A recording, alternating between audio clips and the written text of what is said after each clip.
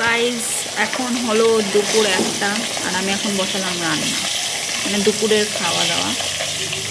তো আজকে রান্না হবে মাছ আর আলুর দম, উচ্ছে আলু ভাতে, আর হবে হচ্ছে আর কি হবে, আর ধনেপাতার চাটনি। আজকে এত কিছু রান্না হবে বুঝেছো। আমি 1টার সময় বসলাম রান্না করতে। এত মাছ মাছ মাছ এখন ফোটাফুটি করছে। তো এটা থেকে সাবধান, মানে চোখে মুখে একাকার অবস্থা হবে। তো মাছটা আমি ভাজতে দিয়েছি, আলু ঠালু সব কেটে রেখেছি, এখন রান্না করবো।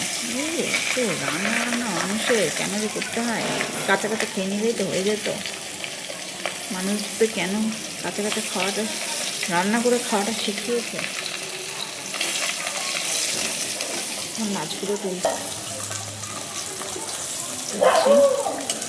আজকে হয়ে গেছে একটা বড়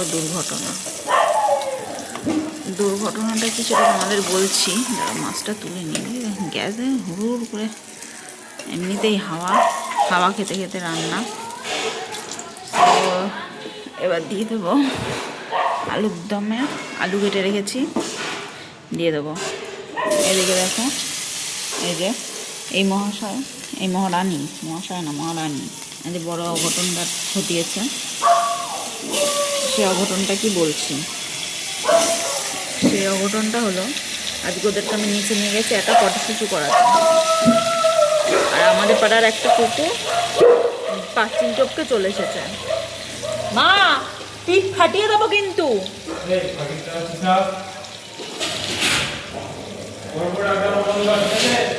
দেখো খুব বদমাশ হয়ে গেছে, এদেরকে হ্যান্ডেল করা বড্ড চাপের ব্যাপার হয়ে গেছে জানো এখন। তো একটা কুকুর ঢুকে গেছে ইয়েতে, কুকুরটা কামড়ায় না কিন্তু এরা তো কামড়ায়। এরা যদি কামড় দিয়ে দেয় দুটো মিলে একজনকে ধরে।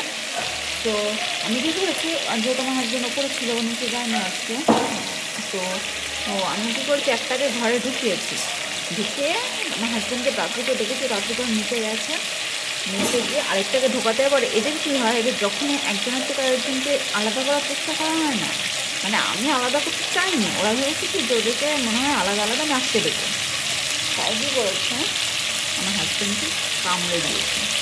ছেড়ে আমার হাজবেন্ডকে কামড়াতে যায়নি, ওরা নিজেদেরকে কামড়াতে গেছে, কিন্তু কামড়টা বসেছে আমার হাজবেন্ডের হাতে। দেখো কী করেছে, দেখো রক্তমক্ত এই জামাটা পরেই ছিল। দেখো আরেকটা নিচে ফুটো, দুটো ফুটো করে দিয়েছে। কি বলবো, ব্যথা জ্বলে যাচ্ছে, জ্বলে তো যাবে, অসুবিধা নেই, ভ্যাকসিন তো ওদের করানো আছে। কিন্তু ব্যথা, শীতের ব্যথা, তো বদমাস, ওদেরকে নিয়ে পারা সম্ভব নয়। চলো এগুলো রান্না করে নিই, পরে আবার দেখা হবে। মেনু টেনু সব বলেই দিলাম। এই যে মেনু হয়েছে, এই যে আলুর দমে আলু ভাজতে বসিয়ে দিয়েছি, হোক রান্না, পরে তোমাকে দেখাচ্ছি।